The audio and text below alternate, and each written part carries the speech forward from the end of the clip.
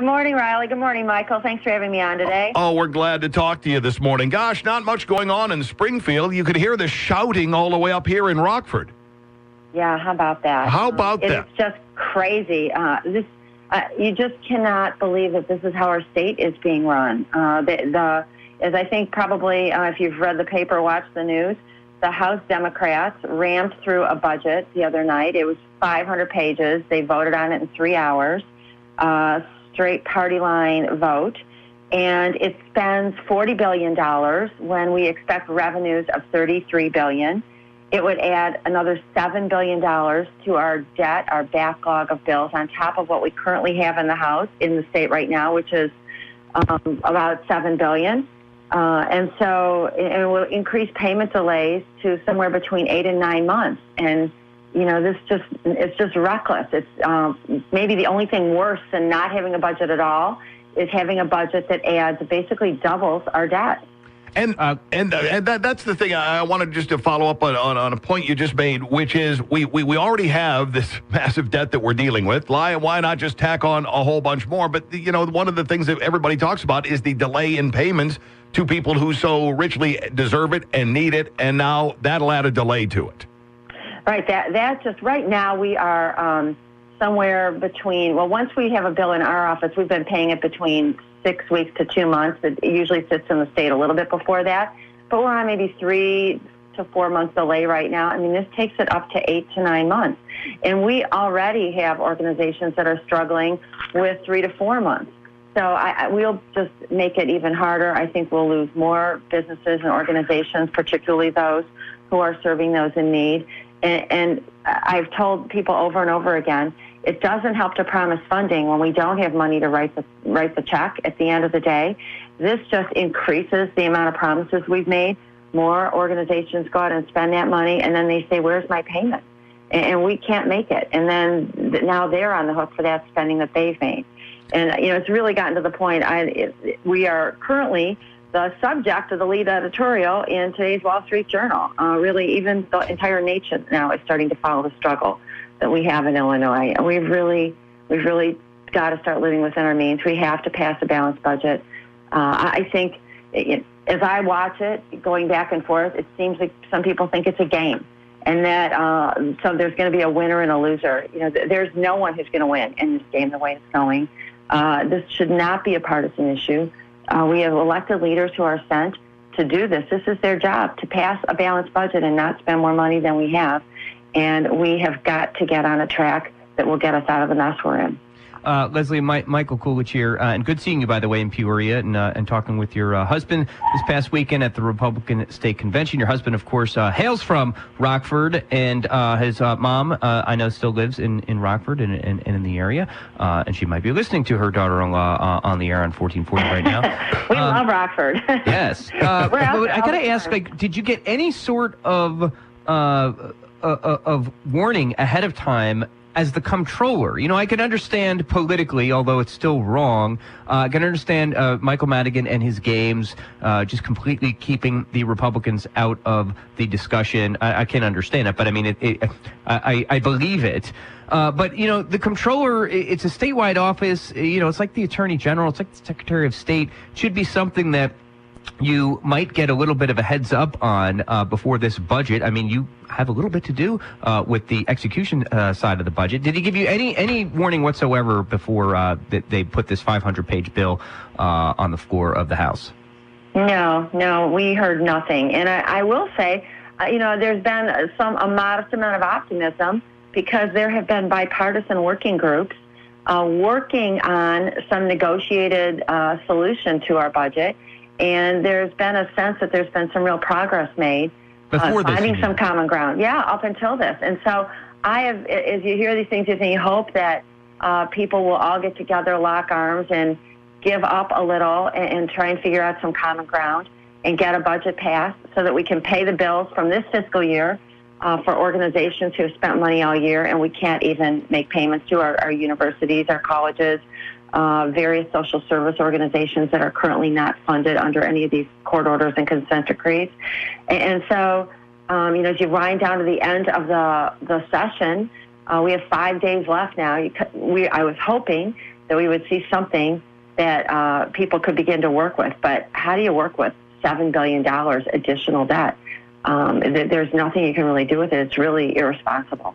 Spending some time with Illinois Comptroller Leslie Munger. It's Riley O'Neill, Michael Koolidge here on a Friday morning. You referred to the fact that maybe some progress had been made, some talks had been made, some bipartisan chats here.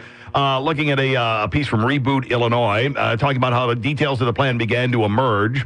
After Mike Madigan left a meeting, characterized the negotiations among bipartisan working groups attempting to compromise on some components of the turnaround agenda as quote-unquote unpersuasive, which then sent State Rep Ron Sandak into overdrive, saying that the speaker is categorically misinformed that progress was being made. Yeah, I've just heard from various legislators that people are working on some things, and, not to say that they had completely come to an agreement on everything, but I think people have been understanding what the issues are and really trying to work in good faith to all give a little. And it's really disappointing to have this happen the way it did, where it's really rammed through on a voice vote initially, and then the session just terminated instantaneously. I mean, it was really just unbelievable how it went down the other night. Everyone was angry about it, and I think, people keep saying if we just would put aside the turnaround agenda, what I think people have to understand is we are not going to get out of this without at least some changes to how we do things. We have so much debt right now. There's a group called Truth in Accounting that actually looks at our finances in states all around the country and accounts for things like a normal business would account for. And we have all sorts of accounting gimmicks that are used in the state for some reason. But if we apply real accounting rules to our state situation, we would see that we have over $200 billion of debt, and we have about $26 billion in assets. And for anybody else, if we were anything but a state, we'd be bankrupt. And so we have to look at different ways to do things that we can actually get on a path to getting out of this, because we have to pay these bills. And really the key is a growing economy. It is the only way we are going to get out of it. We can reduce expenses in the state, and we should. We can raise taxes, and I think we're going to have to raise taxes some. But we cannot raise taxes enough anymore to get out of the mess that we have built over 15 years plus of unbalanced budgets and bad decisions. We have got to work together, and we have got to help our companies, our businesses in the state grow and bring economic growth to Illinois. And the combination of those things, I think we can get out of it.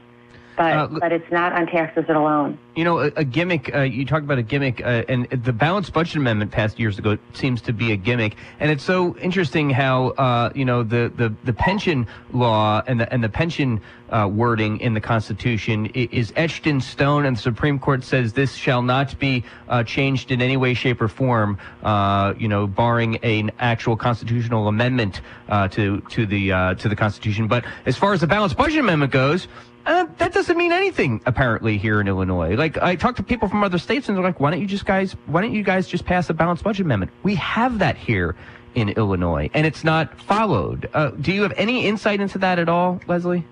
It's stunning that it isn't followed. I'll say that they make it look balanced. They have for many years by sitting on the last quarter's worth of bills and then shoving them into the next year, so essentially spending 25% more than was appropriated and just holding those expenses to the next year, and it looks balanced by taking money that was supposed to go to fund pensions and spending that to plug budget holes, and then going out and issuing debt so that now we have $1 billion worth of interest payments we make on that debt to plug pension underfunding.